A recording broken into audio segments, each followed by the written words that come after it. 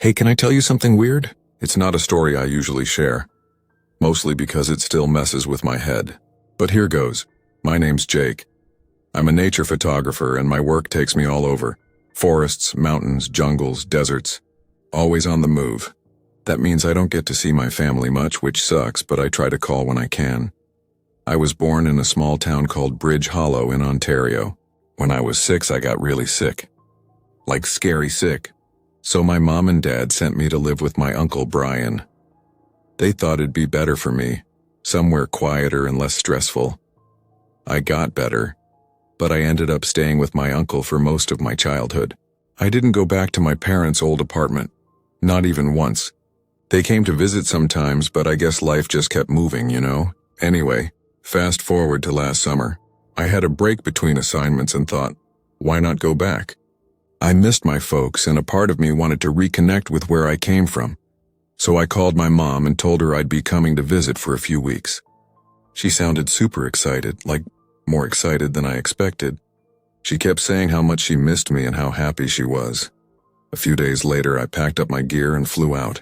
My dad picked me up at the airport. Seeing him after so long, it hit me harder than I thought it would. We hugged and I almost cried right there in the arrivals lane. "Come on," he said. "Your mom's been cooking since morning." We drove through town past all these places that felt strangely familiar but distant, like half-faded dreams. After about 20 minutes, we pulled up to their apartment building. Same place they lived in when I was a kid, a tall gray brick thing with peeling paint and that weird old building smell. I stood outside for a minute just staring up at it. "This place hasn't changed at all," I muttered.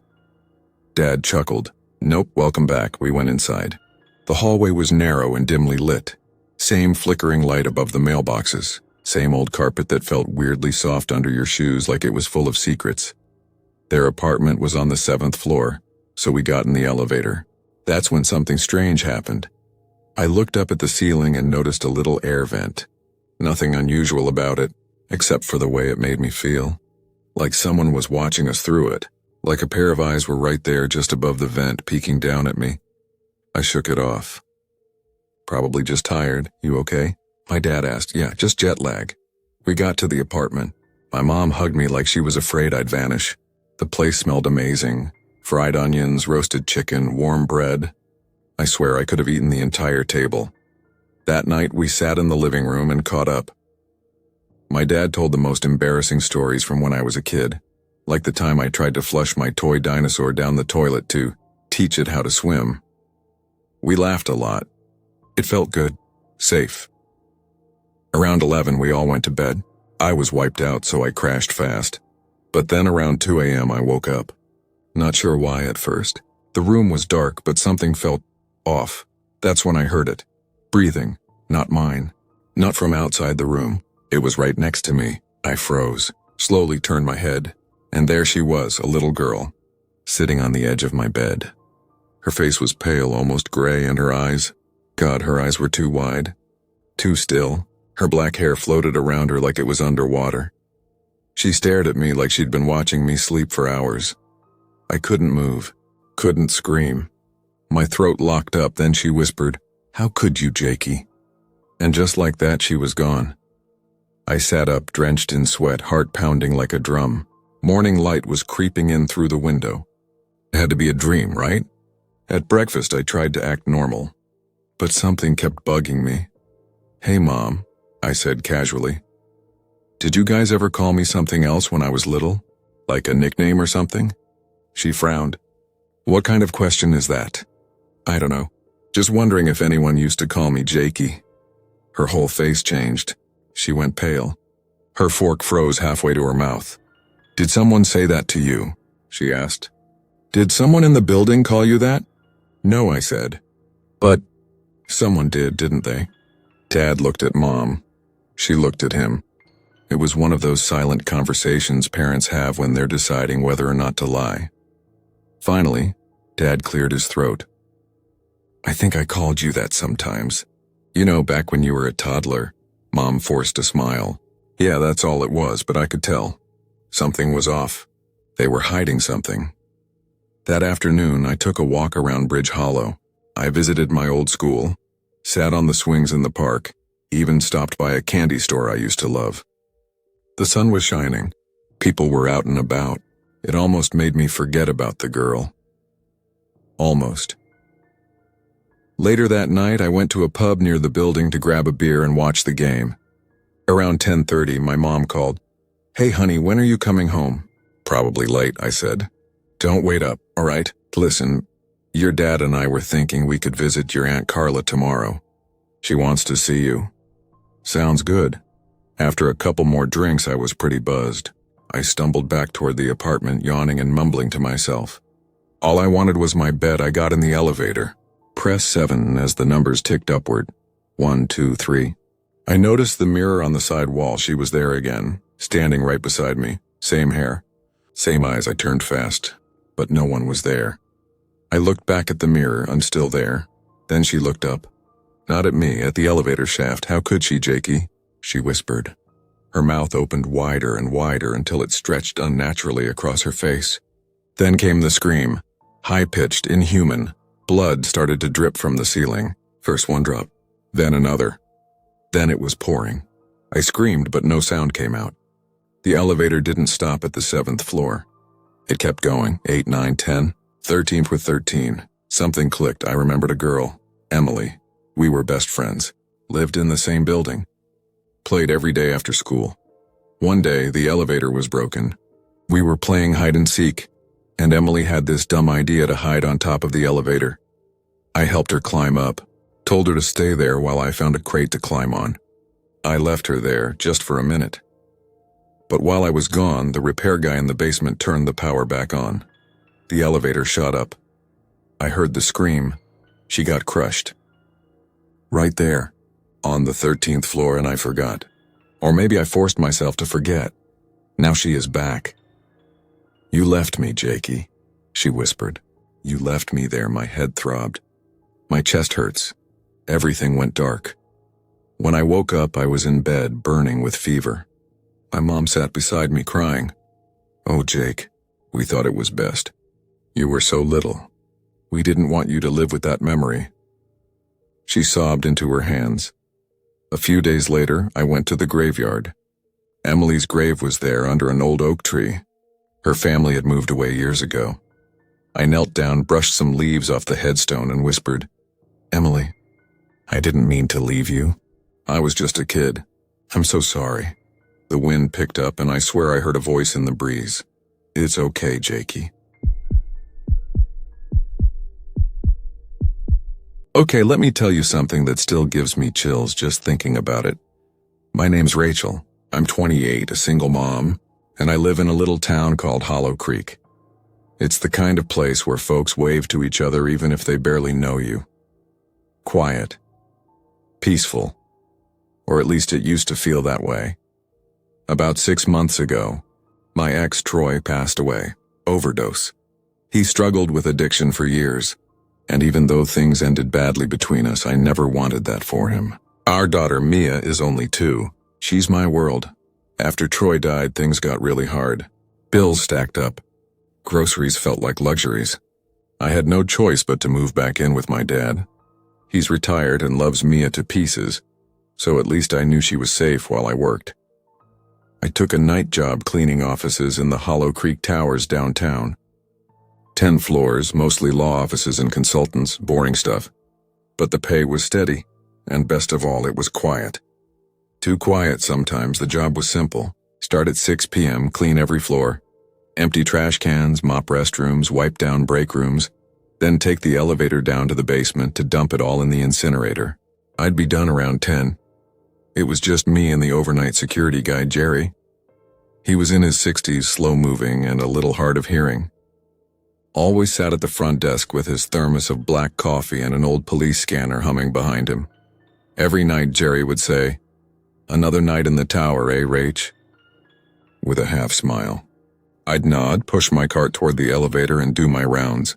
Same thing night after night until that Friday. It started like any other. I got to the building around 5:45. The sky was cloudy, and the air had that weird pressure before a storm rolls in. Jerry was already at the front desk, flipping through an old magazine. You hear about that prison break up north? He asked, not looking up. No. Should I be worried? I asked, trying to keep it light. Probably not, he muttered. Still, lock the doors when you hit the upper floors. Just in case. I laughed nervously and rolled my cart to the elevator. I didn't like the idea of being alone in the upper levels, but what were the odds, right? The elevator doors dinged open and I rode up to the first floor. Now here's the thing. The building always had a stillness to it. At night, the air feels heavier. You hear every little creak, every hum of a vending machine. But that night, something felt off, like the building was holding its breath. By the time I got to the fourth floor, I was moving faster than usual, hoping to finish early. I rolled the dumpster toward the women's restroom. As I opened the door, a sudden stench hit me, burnt tobacco. Sharp, bitter. Someone had been smoking. Inside, now this building is smoke-free and nobody else was supposed to be there. My stomach tightened. I stepped back and looked around. Nothing. Just fluorescent lights flickering gently above. The kind of silence that feels too thick. I called out, "Hello? Jerry, you up here?" Nothing. Trying to shake it off, I emptied the trash, wiped the sinks, and headed back toward the elevator. When the doors opened again, that smell hit me stronger this time, like someone had just taken a drag and exhaled into the air seconds before. My hands were shaking a little now. I whispered, "Get a grip, Rachel," and hit the button for the fifth floor. The ride up felt like it took longer than usual. I kept glancing at the corners of the elevator, half expecting someone to be standing there when I blinked. But it was just me, for now. The next few floors passed with no trouble. My nerves settled a little. Maybe someone smoked earlier and the smell lingered. That's possible, right? It was around 9:30 when I reached the 10th floor, the final stop. I switched off the restroom lights and started walking back to the elevator. That's when I felt it. The unmistakable feeling of someone watching me. I froze. Every hair on my body stood up. Slowly I turned around. Nothing. Just the long hallway stretching behind me, dimly lit by buzzing overhead lights. I tried to laugh it off, but my heart was thudding. I walked faster. When I reached the elevator and hit the button, I heard something. A voice, weak, raspy, like it was coming from the far end of the hallway. "Please, help me. I can't take this pain anymore." It was a man's voice, desperate. "Hello?" I called out, hesitant. "Where are you?" "My leg. It's broken. I can't walk. Please help." I stood frozen. Part of me wanted to help. The other part, my gut, screamed at me to run. That's when my phone rang. I nearly dropped it. It was Jerry. "Rachel," he whispered, voice shaking. "Get in the elevator, now, don't ask questions." "Just go, lock the door behind you. I've already called the police." "What? Why?" I whispered back. "There's a man on the 10th floor. He has a knife. He fits the description of the guy who escaped prison earlier. Get in the elevator." Before I could respond, I heard movement, shoes scraping across tile. I looked down the hallway and there he was. Tall, thin, face stretched into a horrible grin. His eyes wide, almost too wide, with dark rings underneath. He held a long, blood-streaked knife in one hand, and he was watching me. "I'm so glad we finally met," he said softly. I screamed and bolted into the elevator, slamming the button for the lobby. The doors began to close just as he started running toward me. He was fast, too fast, but the doors shut just in time, or so I thought. I breathed hard, heart pounding, sweat dripping down my back. Then the elevator jerked. It was heading down. But I knew he'd be waiting at the bottom. That's when a thought hit me. I slammed the emergency stop button. The elevator froze between the 9th and 8th floors. Everything went dead silent. I stood there, trying to hear if he was moving around below. Nothing. Then Jerry's voice came through the old speaker. "He's waiting at the bottom, Rachel. Don't move. Police are on the 9th floor. Just hold on." I nodded, too scared to talk. Then, a scraping noise. Metal on metal. Suddenly, a knife blade slid through the thin gap between the elevator doors, slicing through the air inches from my leg. I screamed and jumped back, my ankle catching on the mop bucket behind me. I hit the floor hard. His voice came again. Closer now, whispering, "You smell so sweet when you're scared." I couldn't breathe. My body refused to move. Then footsteps, quick, retreating. A loud bang. Police shouting. The knife disappeared. The elevator doors creaked open. Flashlights beamed in. 2 officers rushed in, helping me up. He was gone, just vanished. Somehow slipped into the stairwell again. They never caught him. It's been 3 months, and every night I still check the corners of every room I walk into. He sleeps with me now. I quit that job the next day. Haven't been back to Hollow Creek Towers since. Sometimes I still smell burnt tobacco, even when I know there's no one else around. And every time I ride an elevator, I stare at the gap between the doors, just in case, because I know he's still out there and he knows my name. So this happened a couple years ago, back in 2017. I was working the night shift as a security guard at a small shopping center called Evergreen Mall, just outside of a quiet little town in Oregon. My name's Kyle Turner, and back then, I was 27, living alone in a tiny apartment about 10 minutes from the mall. It wasn't the most exciting job in the world, but it paid the bills. The mall wasn't huge, just 2 main levels, a rooftop parking deck, and a bunch of shops squeezed into the corners. It opened at 10 a.m. and usually closed by 8 p.m., but we guards stayed till 9 to lock everything down and make sure no one was left inside. Most of my shift involved sitting in a chair, sipping vending machine coffee and staring at screens showing the feed from the security cameras. You'd be surprised how much drama goes down in a mall. I saw couples making out in stairwells, kids racing up and down escalators, even a guy trying to stuff a toaster into his hoodie once, but mostly it was boring. One Saturday night, the mall was especially packed.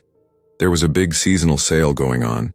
Every store had signs plastered on their windows screaming 70% off and buy one get two. People went nuts. My supervisor, that night a guy named Ray, muttered, "Told them not to run every discount on the same day. Bunch of lunatics out there," I chuckled.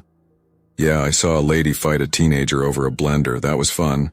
Ray groaned and grabbed his coat. "Listen, man, I'm wiped. I'm gonna clock out early. Can you close up tonight? Keys are in the top drawer." "Sure," I said. "No problem. See you Monday." By 8:15 p.m., the mall was nearly empty. I did a sweep of the top and bottom floors, checked all the shop doors. Everything was locked up tight. Then I went back to the security room, sat down, and started shutting off lights floor by floor. That's when something weird caught my eye. One of the camera feeds, the one showing the inside of the elevator, lit up. There was someone in it. A woman. She was facing away from the camera, standing perfectly still in the center of the elevator. She was small, maybe 5 feet tall, wearing a deep red dress that looked like it belonged at a fancy dinner party, not a shopping mall. Her dark hair was long and messy, like she hadn't brushed it in days. I pressed the mic button that let me speak into the elevator. "Ma'am, the mall's closed. You'll need to come back tomorrow." No reaction. I waited a few seconds, watching her on the screen. She didn't move, just stood there like a statue. I leaned closer to the monitor. "Ma'am?" I said again, louder. "Are you okay? You can't be in here." Still nothing. Then suddenly she tilted her head slightly, just enough that I could tell she was listening. Then she stepped forward and peeked out of the elevator like she was checking to see if someone was out there. But there wasn't. I had a clear view of that floor. It was completely empty. She slowly stepped back inside and did something that made my skin crawl. She started pressing the elevator buttons. All of them. Over and over. Bang, bang, bang, bang. Just jamming them in like she'd gone mad. I heard the muffled sound of buttons clicking from the feed, and it felt wrong. Not panicked, not frustrated. Almost. Excited. I pressed the mic again. "Okay, look. If you don't come down now, I'll have to come up and get you." And that's when she turned, and I wish to God she hadn't. Her face. Her eyes weren't there. Just empty black holes where her eyes should have been. Hollow sockets, like someone had scooped them out. But the worst part wasn't that. The worst part was that she was smiling. A wide, crooked grin that didn't look human. She stepped forward again, closer and closer to the elevator camera, and just stared directly into it. And then, without warning, The feed started glitching. Static burst across the screen. The image flickered in and out. These cameras were brand new. There was no reason they should be acting up. I pressed the mic again, my voice shaking. "Ma'am, please, just come downstairs." But the mic cut out. Instead of my voice, a loud screech came through the speaker, like metal being torn apart or wires sparking. It was so loud I had to rip off my headset. I glanced back at the screen. The elevator stopped on the top floor. The display flashed 3, the roof level. The doors opened. She didn't walk out. She just turned to the camera again, leaned forward, and whispered, "The roof." Then black screen. Everything went dead. The camera feed, the mic, all of it. I bolted from my chair and ran straight to the elevator. When I hit the button, it began coming down. That meant someone had just used it. But I knew for a fact I was the last one to ride it after doing my rounds. The doors opened. Empty. I ran back through the mall, checking every corner, every store, every hallway. Nothing. Not a single soul. I even climbed the stairwell to the roof, thinking maybe she'd gone up there somehow. But the door was locked. Ray had the only key, and he'd already left. By the time I got back to the security room, I was rattled. My hands were shaking as I rebooted the cameras. When the system finally came back on, I scrubbed through every second of footage from the past hour. She wasn't in any of it. Nothing. No woman. No elevator scene. Just empty halls and shops. My phone buzzed.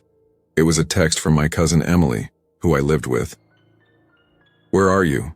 It's past 9. That's when I realized how late it had gotten. "Sorry," I texted back. "On my way." But that night I didn't sleep.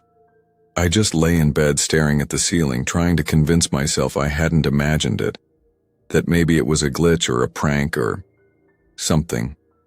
Anything but what I saw. The next morning I was dragging myself out of bed when my phone rang. "Hello?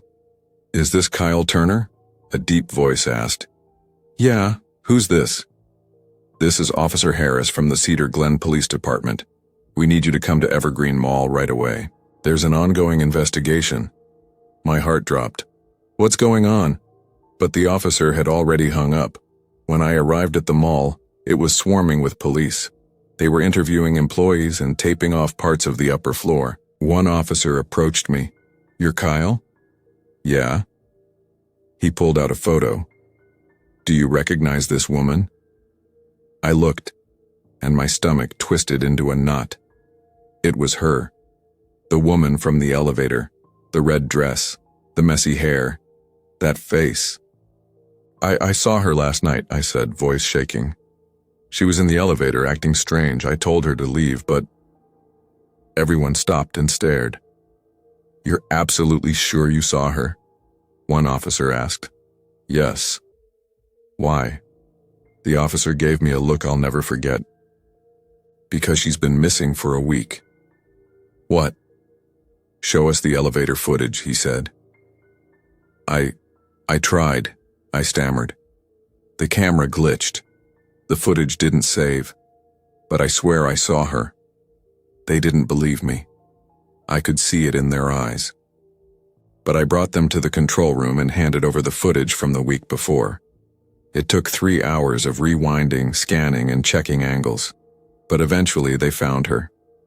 She entered the mall one night after hours, 8:07 p.m., and got into the elevator. The floor she selected? The roof. My breath caught in my throat. I suddenly remembered. Ray was working that night, not me. She said something about the roof, I told the officers. Last night. But the door was locked. Only Ray has the key.